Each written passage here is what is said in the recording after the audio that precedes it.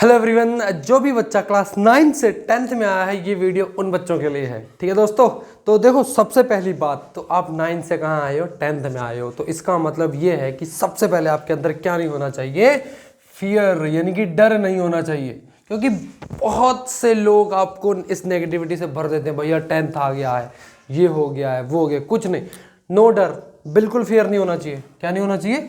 बिल्कुल भी डर नहीं होना चाहिए, क्योंकि 10th है, जो हम पढ़ते आए ना 9th तक हमने जैसे पढ़ा है वैसे ही हमको पढ़ना है, लेकिन थोड़ी सी मेहनत ज़्यादा करनी है। ठीक है। दूसरी चीज़ बच्चों, दूसरी चीज़, अब हो सकता है कुछ पैटर्न वैटर्न बदले। पैटर्न का मतलब क्या हुआ, अब आपने सुना होगा कि ओपन बुक एग्जाम होने वाले हैं, जे है वो है, कोई दिक्कत नहीं है। ठीक है ना। अब वो हो कोई दिक्कत नहीं, लेकिन फिर भी हमको पढ़ना तो यही है, तो हम वैसे ही पढ़ेंगे जो अब तक हम पढ़ते आए थे। ठीक है। तीसरी चीज बेटा ये है, तीसरी चीज बेटा ये है कि आपको यहाँ स्कूल हो बच्चों, क्या है, यहाँ तो स्कूल हो, है ना, या फिर आप अपनी कोचिंग में पढ़ते होंगे। ठीक है जी, या फिर आप हो सकता है यूट्यूब से पढ़ते हो।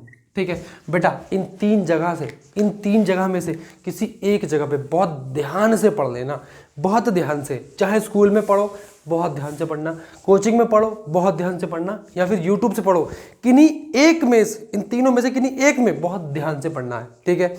अगली चीज बेटा, आपको पढ़ना है लगभग 340 डेज। ठीक है, 340 डेज आपको पढ़ना है। 340 डेज का मतलब ये हुआ कि बेटा इस दौरान आपको क्या करते रहना है, रिवीजन। अब रिवीजन कैसे करना है वो मैं आपको बताऊंगा, ठीक है। अच्छा, सबसे मुद्दे की बात, कोई भी सब्जेक्ट हो, एग्जाम्पल मैं साइंस का ले लेता हूं और एसएसटी का लेता हूं, फिर मैथ समझाऊंगा। ठीक है। अब साइंस और एसएसटी की मैं बात करूं तो बेटा कहीं से भी पढ़ रहे हो तो सबसे पहली बात तो लेक्चर्स को बहुत ध्यान से अटेंड करना है, और उन लेक्चर्स के साथ साथ आपको क्या बनाने हैं, नोट्स। बेटा नोट्स बहुत जरूरी हैं। मैंने बच्चों को ये देखा है कि बच्चा साल भर नोट्स नहीं बनाता। ठीक है, लास्ट में ये नौबत आ जाती है कि किसी भी व्यक्ति के वो नोट उठा लेता है। ठीक है, या फिर आप ये कह सकते हो कि वो बुक से ही रीडिंग करने लगता है। ऐसा कुछ नहीं होता। बाद में एग्जाम टाइम पे आपको आपके नोट्स रिवाइज करने होते हैं, ये इंपॉर्टेंस होती है नोट्स की। तो यहां आपको बिल्कुल भी गलती नहीं करनी है। नोट्स खुद के होने चाहिए, हैंड रिटन होने चाहिए। ठीक है। नोट्स की बात करूं तो अभी जो नोट्स आप बनाते हैं इसका आप रिवीजन 3 टाइप पे करेंगे, 3 टाइप से। पहला तो आप डे टू डे रिवीजन करेंगे। ठीक है, जो आपने उस दिन नोट्स बनाए उसका रिवाइज कर लिया, कॉन्सेप्ट समझ लिए। ठीक है। दूसरा रिवीजन आप करेंगे वीकली बेसिस। ठीक है, कौन सा करेंगे, वीकली बेसिस। हफ्ते भर में 6 दिन में आपने जो नोट्स बनाए हैं, 6 दिन में जो आपने पढ़ा है, संडे को आधे दिन में उसको पूरा रिवाइज कर देना है। ठीक है, इससे होगा क्या, आपके सबकॉन्शियस माइंड में चीजें जाने लगेंगी। ठीक है। थर्ड है बेटा आपका मंथली बेसिस। थर्ड है आपका रिवीजन मंथली बेसिस। बेटा पिछले 28 दिन में जो पढ़ा है, पिछले 29 दिन में जो पढ़ा है, आप उसको रिवाइज कर दो। रिवाइज कैसे करना है, आपने जो सेक्शन वाइज नोट्स बनाए हैं वैसे रिवाइज करना है। ठीक है बच्चों, बात समझ में आ गई, ये चीज रहेगी आपकी। ठीक है, बात करता हूं मैं मैथ्स की। किसकी बात करूंगा बेटा, मैथ्स की। अगर मैं मैथ्स की बात करूं, देखो मैथ्स के कॉन्सेप्ट आपको आपके टीचर पढ़ाते होंगे। ठीक है, आपके जहां से भी आप पढ़ रहे हैं, स्कूल से पढ़ रहे हैं, कोचिंग से पढ़ रहे हैं, यूट्यूब से पढ़ रहे हैं, तो टीचर ने आपको कॉन्सेप्ट्स पढ़ाए होंगे, क्वेश्चन प्रैक्टिस भी कराई होगी। तो बेटा प्लीज इनकी डेली बेसिस पे प्रैक्टिस करिए। मैथ वीक है उसका एक ही समाधान है कि डेली बेसिस पे प्रैक्टिस चाहिए इसकी। ठीक है। अच्छा, प्रैक्टिस कहां से करेंगे, आपको या तो कोचिंग में शीट्स मिल रही होंगी तो आप वहां से करिए। एक आप मैथ्स की एनसीईआरटी, ये तो बहुत ज्यादा इंपॉर्टेंट है, ये तो पढ़ना ही पढ़ना है। और क्या करना है आपको जी, एग्जाम्पलर, बहुत जरूरी है एग्जाम्पलर लगाना। अच्छा, एग्जाम्पलर की अगर मैं बात करूं तो ये तो पुराना एडिशन ही है ना, ये तो चेंज नहीं होगी, तो इसके अंदर से जो कॉन्सेप्ट कट गए हैं वो प्रैक्टिस नहीं करनी है। ठीक है। तीसरी चीज आपको क्या करनी है, प्रीवियस ईयर क्वेश्चन। अब प्रीवियस ईयर क्वेश्चन के लिए कोई बुक लेने की जरूरत नहीं है, बुक लेने की भी जरूरत नहीं कुछ भी।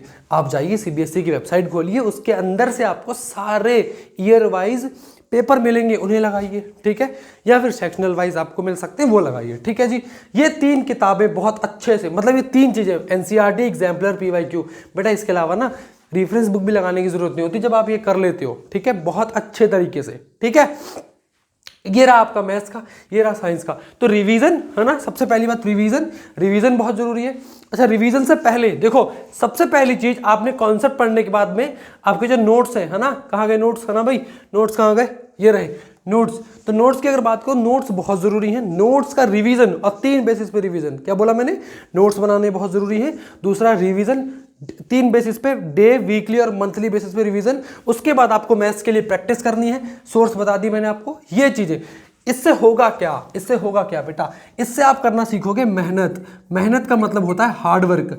जब आप ये हार्ड वर्क करना सीखोगे ना, तो इसका यहाँ कोई जरूरत नहीं है, यहाँ जरूरत नहीं है इसकी, लेकिन होगा क्या, फ्यूचर में अगर आप किसी भी फील्ड में जाएंगे, आपने मेहनत करना जाना है, आप मेहनत करना जानते हैं, तो आप उस फील्ड में आराम से सेट बैठेंगे।